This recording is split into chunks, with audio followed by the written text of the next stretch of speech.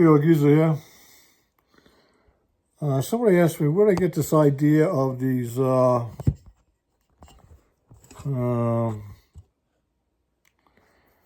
using the Nalgene bottles for storage areas.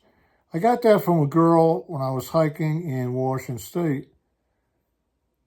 We had stopped and she had all these Nalgene bottles in her backpack. She kept pulling them out. Yellow, green, blue, red, clear. And I said, what you doing? And she goes, I use these for storage in my backpack. And she goes, let me show you. And she had one for her personal items, okay?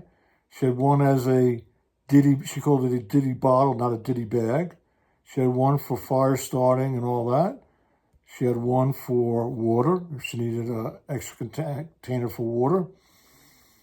And she had one for food. And she had one for first aid, and etc. And she said it works out great because they're light, they're very roomy, they have a wide mouth, and because they're color coordinated, she knows by what color what's in each container. And she told me when we get back to the trailhead that she was going to give me, she has a older maroon one in her car, has a slight crack in it. She goes, try it out. And she goes, if you like it, keep it. If you don't like it, throw the bottle out because I can't really use it. It's got a crack in it, but you're welcome to try it out. And I took the maroon one home and tried it out on a couple of my hikes. And I go, well, this girl's onto something. When I saw her again, I tried to give her back her maroon Nalgene. She, no, I don't want it. You can keep it. I said, I used some hockey tape. I showed her how I taped it up with the hockey tape. And she goes, I never thought about that. And I said, well, I'll tell you what. I want you to take it back. Please keep it in your car. And she goes, okay, thank you.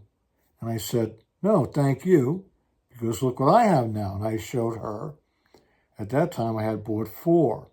And I had them in my backpack in Washington, which now I'm duplicating back here in Arizona. And that's what I was talking about. I'm starting to duplicate what I had in Washington because it worked for me in Washington. I see no reason why it will not work for me in Arizona. So here I am. The waterproof matches. I ordered some dry sack bags. I'm waiting for those to come. I ordered a skinnier flashlight. I'm waiting for that to come. And let's see what else. My tent I'm waiting for.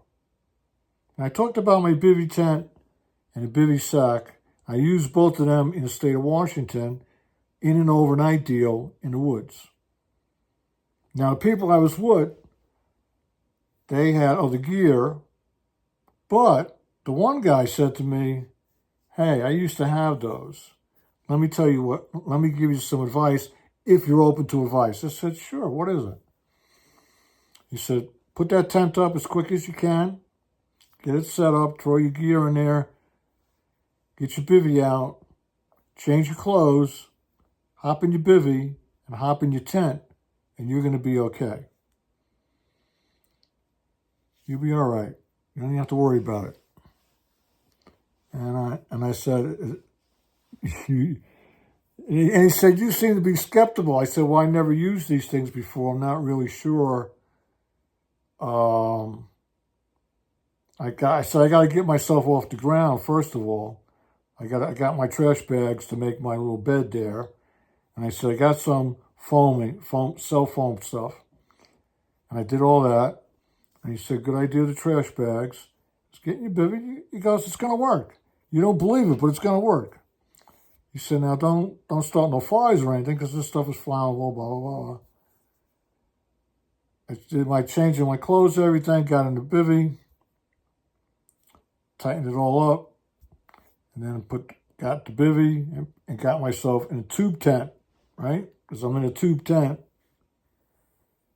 And he had said to me, you do this 2 ways. You could leave the tent up, or you could put the tent down and wrap the tent around you if you wanted. He said, I think it's going to be some light rain tonight, blah, blah, blah, which it was. We had light rain, light wind, and I saw the morning light. So it worked. So I got the tent and the bivvy, throw them in the pack and forget about it. Hopefully I never need them. But if I do need them, I have some form of shelter. But I still want to get the poncho.